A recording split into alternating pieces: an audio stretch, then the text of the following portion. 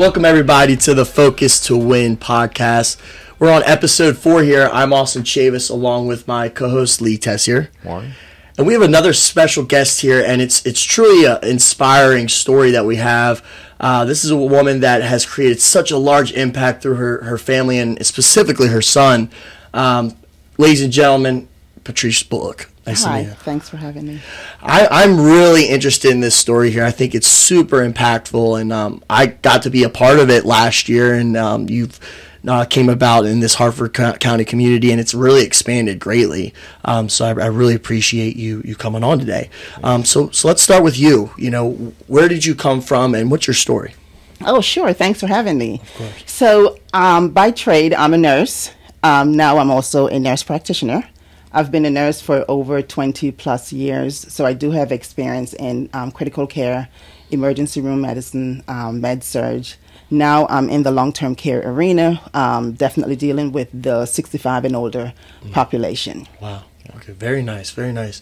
And obviously you're a mother of a few kids and very intellectually smart kids. So tell us about them and what your family is like. Oh, absolutely. So I am a mother of 4. My oldest is Benjamin. He's 25.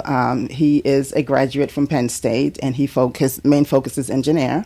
In addition, I do have a set of twins, Brianna and Brandon. Brianna is a biomedical engineer, and Brandon is a coding engineer. Wow. And, of course, my youngest, Bailey. We were just hoping to see what role and how Bailey would fit in with the other kids. Yeah. Absolutely. Yeah. And it seems like after reading a lot about your background and what you've created, there's something very special here that I think the audience really needs to hear. So tell us more about the story of Bailey and how he came about and what has grown from his impact. Oh, absolutely. So Bailey passed away on May 12, 2021 from sudden cardiac arrest. Bailey was only 16. He was attending high school at the time. He was a sophomore.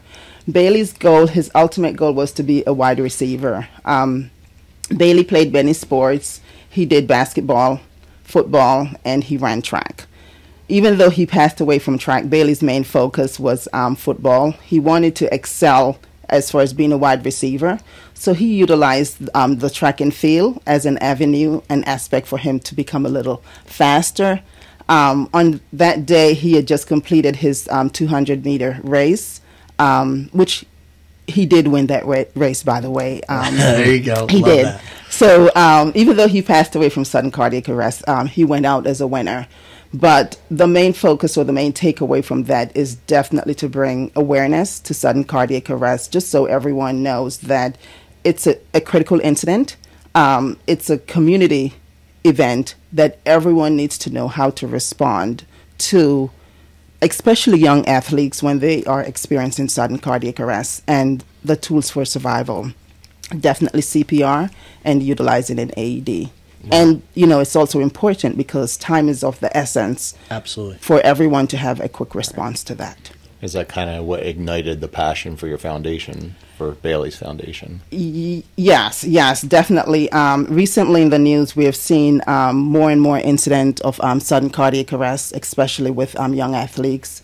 We have seen the Damar Hamlin story. We have seen LeBron James' son. And even recently with, there is another guy in Westminster. He also experienced sudden cardiac arrest. But with the sudden response of someone knowing how to do CPR and utilizing an AED, those young athletes had a second chance. Wholeheartedly, I feel as though if Bailey did have that kind of a immediate medical response, then yes, we would, of course, have a foundation, sure, but it would be on a different level. At this point, my mission is definitely that anyone can save a life.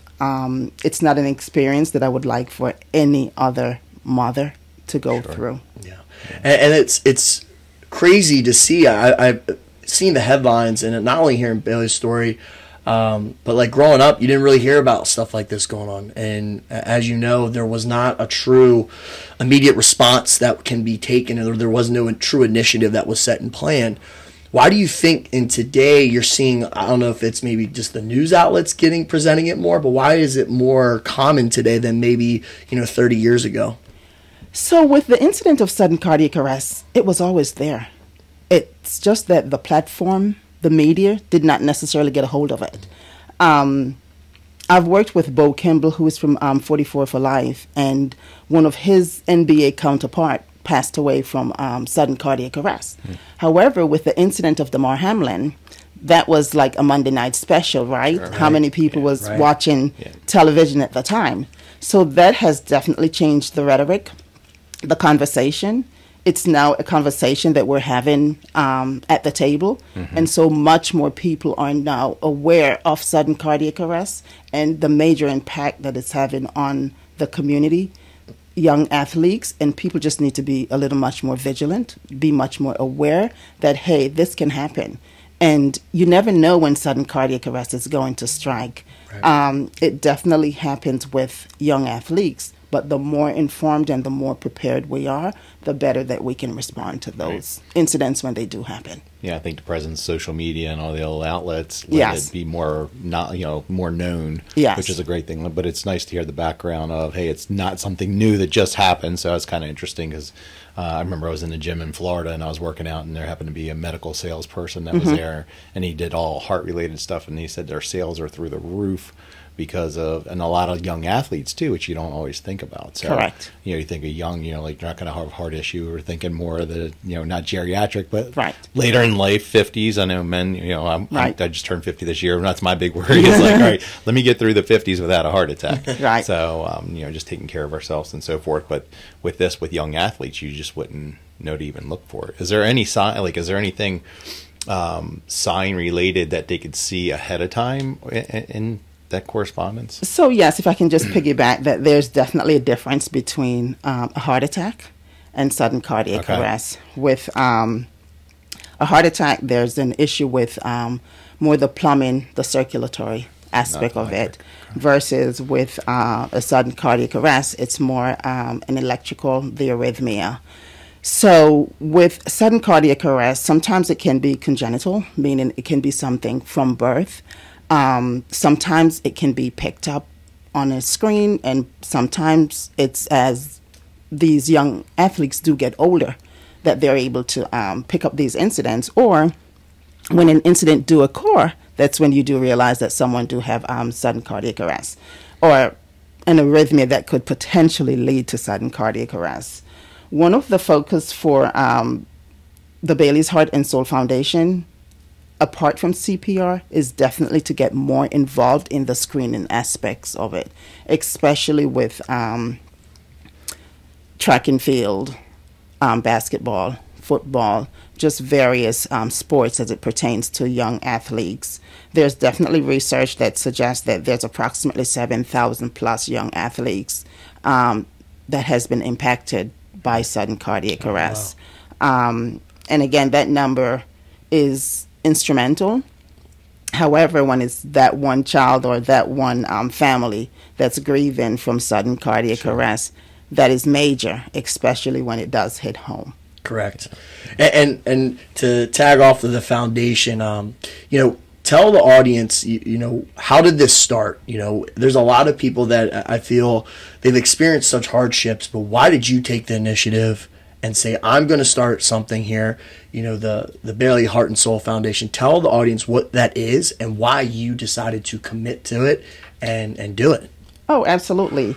As I mentioned, that Bailey was only 16. And with him being 16, he had so much that he wanted to accomplish. As a mom, I am the first person to take pleasure in all the accomplishments that Bailey wanted to focus and to work towards. I wanted to have a mission in place, a plan, where I feel as though that Bailey's mission and his accomplishments, that we're still living those on a day-to-day basis.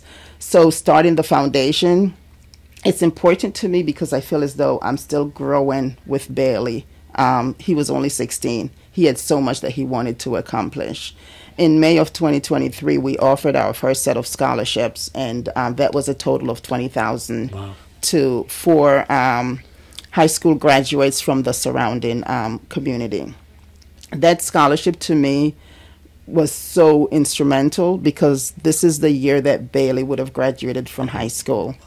This is the time that he would have been going on to college with his similar peers. So I wanted for the recipient of those scholarships to feel as though that they're taking a part of Bailey with them to college, a part of Bailey to their next level. So when they do sit in class and they're working towards a problem, then they know that they're just not working for themselves, but they also have a mission of someone else that they've taken with them on that journey. So even though Bailey was not able to move on to the next level of his life, which I'm sure that if he was given that opportunity that he would have been successful, but we just wanted to assist anyone to accomplish those things that Bailey wouldn't have been able to accomplish. So it sounds like, from reading the website about Bailey, of him more of a doer than a talker, which I love. You know, it sounds like you're in that same. Now it came by it very naturally, right? It sounds like, you know, the parents are the doers and not just the talkers. So it's awesome to hear that you put all that into place already and then moving it forward. So what inspired, like, not so much the inspire part, but I was like, what continues or what makes you, or is there a drive behind all of that started? You know, a lot of stuff starts at our childhood, so anything that like reflect back of what pushes you that way, rather than it's probably somebody in your life that pushed you to do the things, not just talk about them. Yes, absolutely. So as you know, children growing up, you always give credit to your parents. By nature, I'm from Jamaica. Both my parents are Jamaican. So of course, one of the things that my mom instilled was hard work and basically think the process through. So even though we're thinking it through, we do have a template. We do have a blueprint, a mission that we're working on. And yes, absolutely, Bailey was like that. He would know what he's thinking, what he's working on, but no one else would know. And Bailey would say, I was running my race, but the guy was competing with me. Yeah. He wasn't, because I was running my race. He was competing by himself.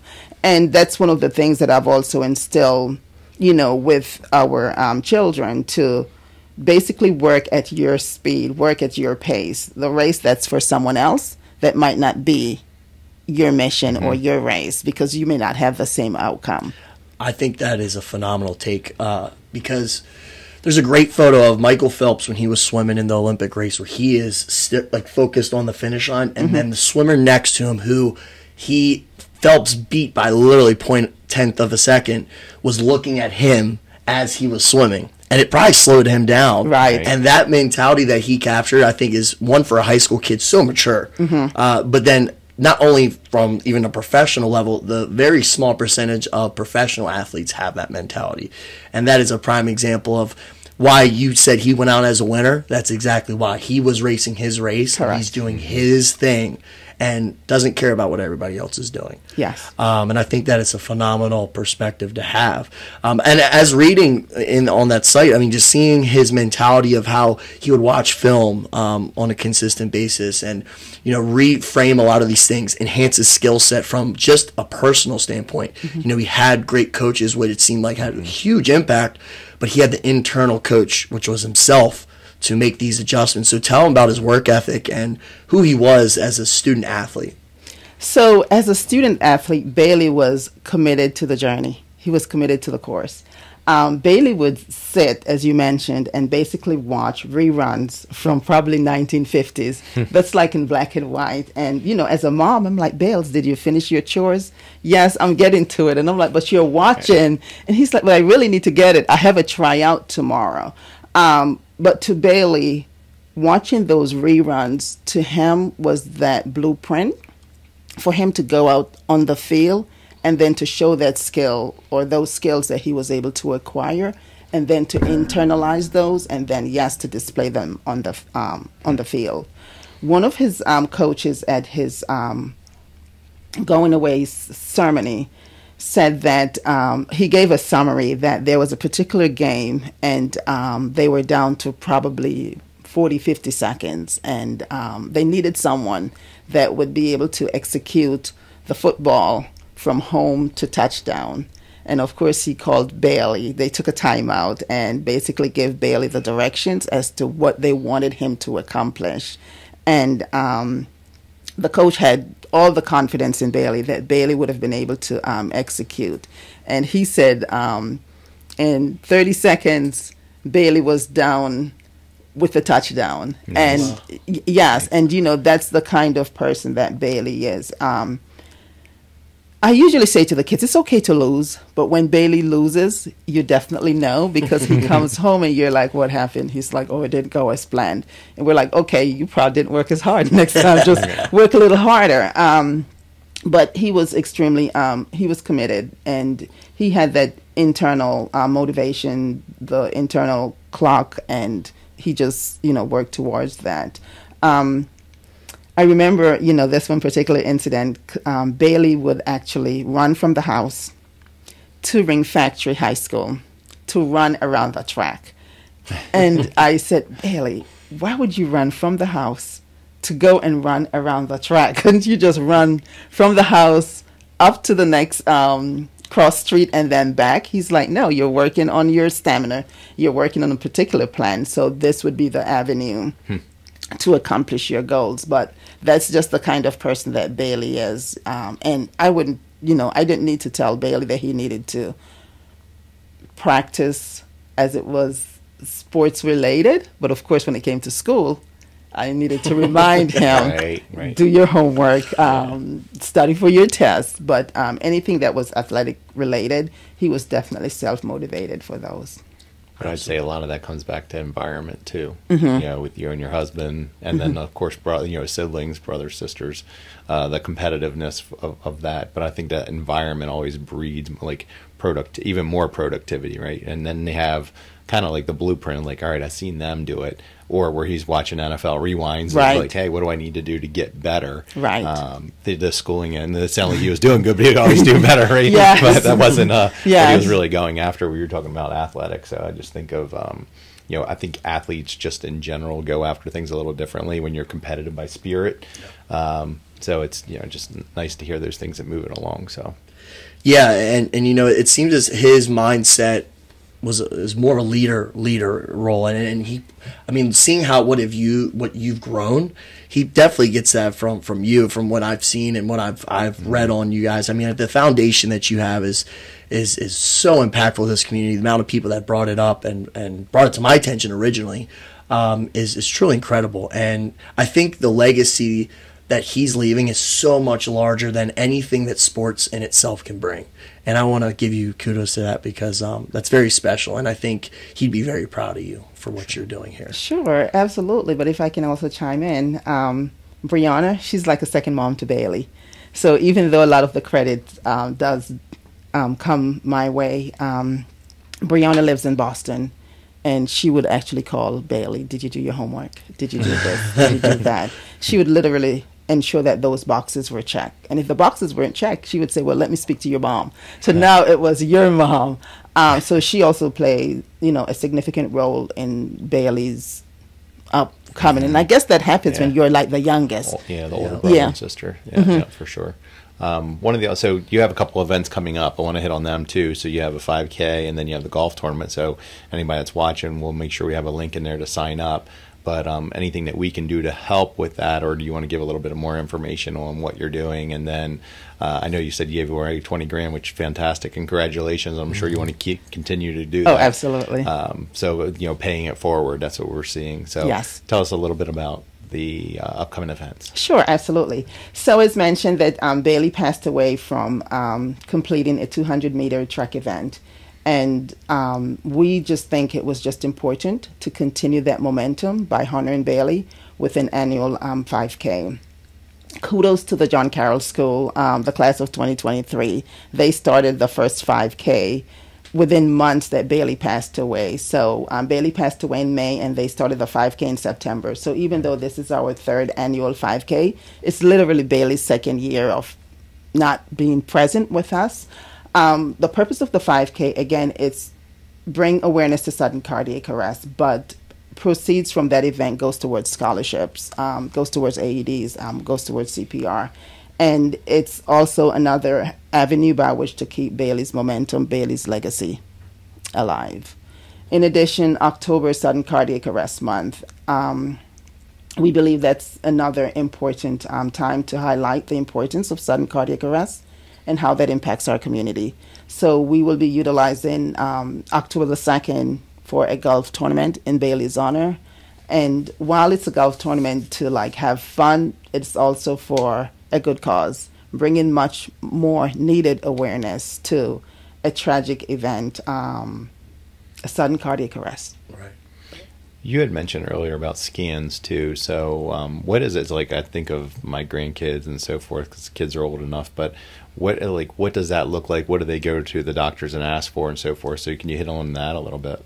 Sure, absolutely. So I know with the latest conversation and the rhetoric pertaining to sudden cardiac arrest, I'm sure that we'll see much more state legislation and changes in regards to just the practice and screening process for sudden cardiac arrest.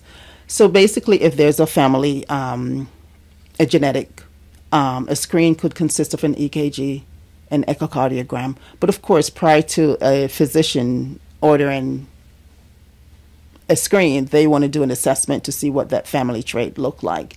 And then based on that family trait, if someone has no symptoms, then he or she will then decide how to move forward. And I'm sure that will also take into consideration insurance, because those can be costly. So when you mention family traits, is there what gene? So what is it? Is it a gene mutation or is there something in particular? So we mentioned heart attack, plumbing versus electrical too. So is there one versus the other that you're seeing that they're more prone? Because I just want to bring awareness as much as possible to this. So with sudden cardiac arrest, sometimes there is no family trait. There's no family gene. It may just be the person complain of, hey, I'm dizzy, I'm not feeling well. Or after an incident, they may say, hey, I'm having palpitations, which a few years prior to Bailey's passing, he did complain of an incident of having palpitations. And he was very young at that time. And we were like, you don't even know what palpitation is. That's a large word, right? And he was like, no, trust me, I'm having palpitations. So based on that, we were able to activate needed screening to see exactly what was going on.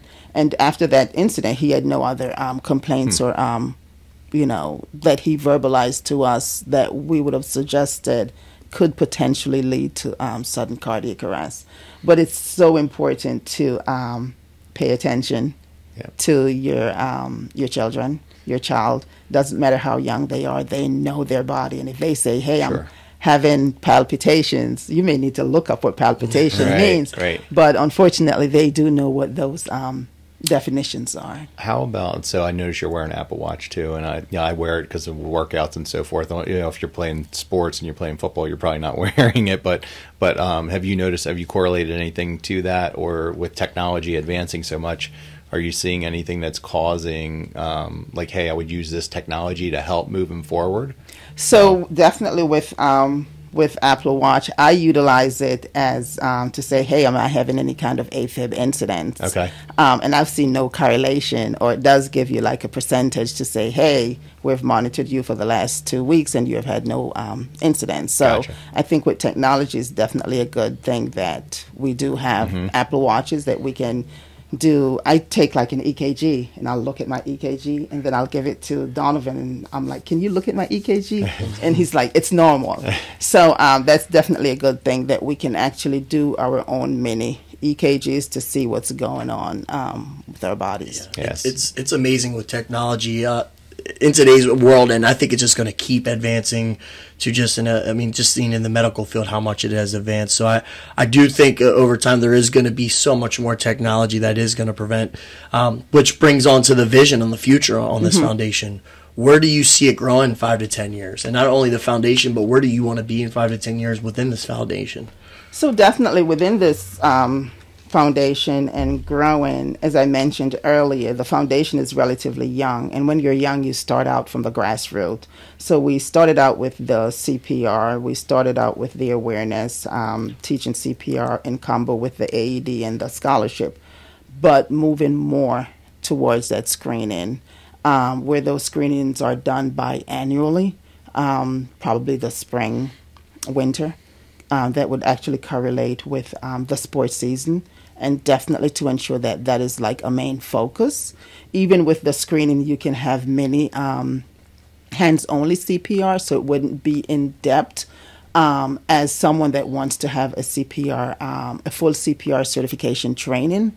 But bystanders will be given the basic as far as what's needed, in case they do notice someone with sudden cardiac arrest. Is there, I'd say when it comes to that, and if there's not an AED available, is there something that's more like, besides just CPRs or anything else besides calling, of course, 911? I'm just trying to think of something else that would prolong, especially when you see a young adult prolong their life, or a help, period. Continued chest compression until EMS arrives. So even if you do not have an AED, definitely start with the chest compression. Okay. And just continue that until you can't do them anymore, or get somebody else to take over. Yes. Okay, good.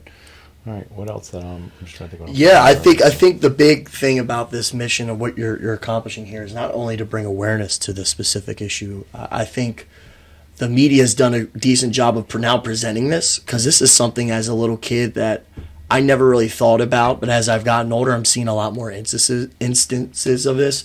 Like I went to University of Maryland, and I think the year before I got here, that one of the linemen had that sudden cardiac arrest and unfortunately passed away. And that was a big thing. I know coming as an athlete, we had to do a lot of these scannings and screenings, and they were not taking it very lightly. It was very serious. So I think you bring in awareness and really expand it to not only the local community, but also nationally, I think is going to be tremendous. And you, believe it or not, when I read, you guys had some attention on the news and stuff like that. Is that correct? Correct, yes. So I know that with the Damar Hamlin story, I was actually in Florida at the time. For those of you who do not know, that Bailey's resting place is in Florida. Okay. And I'm very intentional. So that was done for a particular reason. Bailey wanted to go to Florida State. Oh, wow. And Seminoles. Yes, he wanted to go to Florida State. So I felt as though having his resting place in an area that's sort of like quiet and serene was also a part of sort of like bringing to some form of a closure. Mm-hmm. Wow. Yeah, that's incredible. I think hearing how his mentality and his story, I think this foundation is really the best way to really grow that. I mean, at such a young age, to haven't been able to explore a lot of these things in life, I think regardless, he would have been an exceptional leader in so many ways, and I think it's a tribute to how this has grown, and seeing the community around it and all the people that have had impact by him. So we thank you for that. And what is the website? So anybody wants to see it, we'll have a link in here, but like anybody else that wants to contact you or wants to do a donation or wants to sign up for events, what is the best resource for them to reach out to you? Sure, Bailey'sHeartandSoul.org. Okay, or you can we'll put that in the link below, so anybody viewing this, we'll have all the links hyperlinked as well, and even on social media, when we tag these videos and we release this, we'll have everything ready to go. And what is the best way to help bring awareness to this foundation? What is something that you've been trying to grow? I know it's like you said, it's like a little baby right now. You're trying to grow it. Yes. What is the best way to share it? Create awareness. So the best way to create awareness is definitely learn CPR. Don't have to be certified, but at least having the basic knowledge on how to respond to a bystander or an athlete or someone going down, so we know what the chain of survival looked like and how to respond timely. Fantastic. Well, Patrice, I'm super inspired by what you have accomplished here in such a short amount of time, and unfortunately, with a lot of devastation and what happened, you have brought some light to it, and I'm really thankful for women like you in the community that have really helped a lot of people.